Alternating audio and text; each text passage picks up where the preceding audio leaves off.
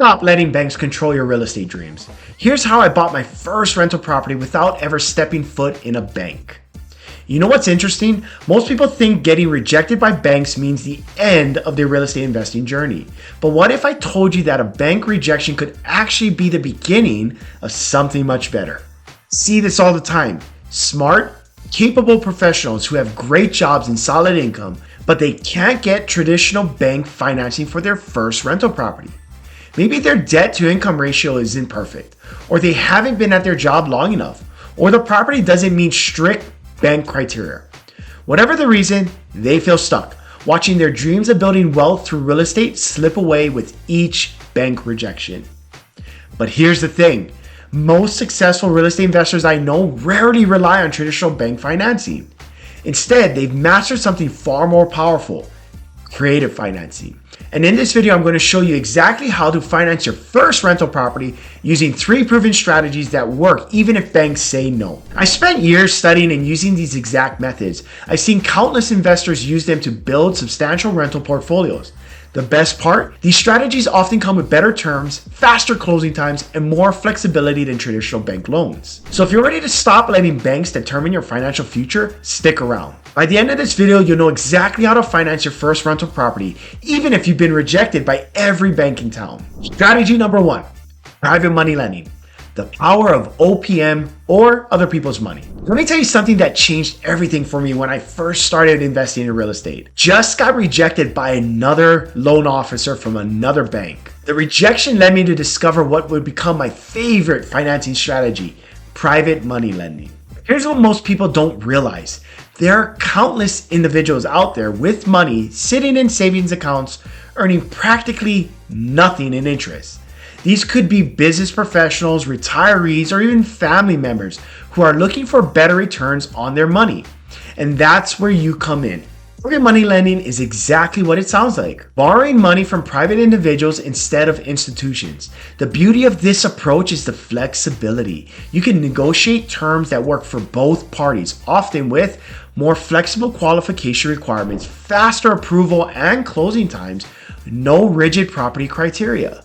You can negotiate terms that work for both parties, often with more flexibility on terms, less requirements than traditional lenders. You get faster approval and you can close quicker, which makes this a very powerful strategy. But here's the key to making private money work.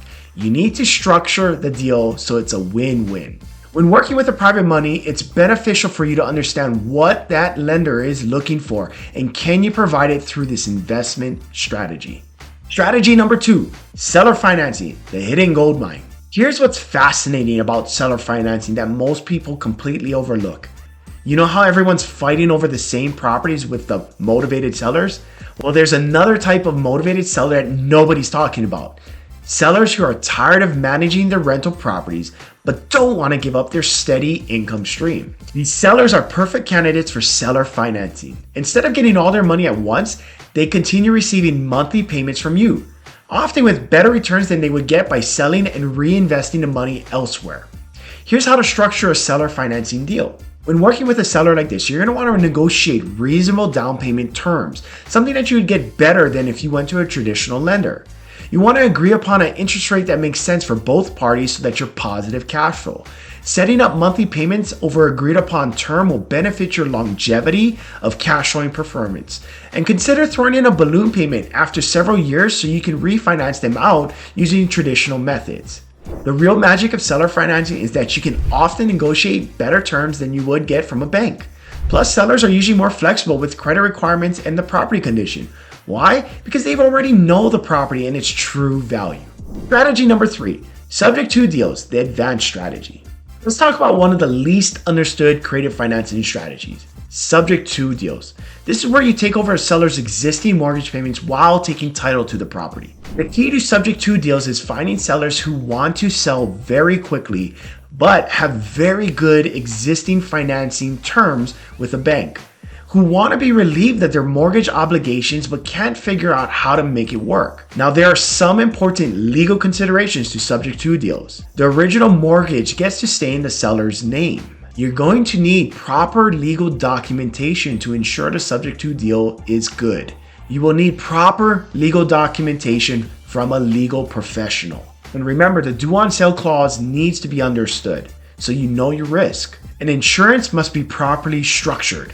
But when done correctly, subject to deals can be an incredible way to acquire properties with minimum cash out of pocket while keeping great loan terms. Here's the reality. Traditional bank financing is just one way to fund your real estate investments, and often not the best way. The strategies we cover today is private money lending, seller financing, and subject to deals. They are being used right now by successful investors to build wealth through real estate. Remember, every no from a bank is really just redirecting you towards these more creative and often more profitable financing solutions. The key is to start building relationships with potential private money lenders, looking for sellers who are open to seller financing, and educating yourself on subject to deals. Here's the most important thing I want you to take away from this video. Don't let anyone tell you that you can't invest in real estate because banks won't approve you. That's old thinking. The new path to real estate wealth is through creative financing. Learn something new today? Subscribe now so you never miss out on our real estate updates.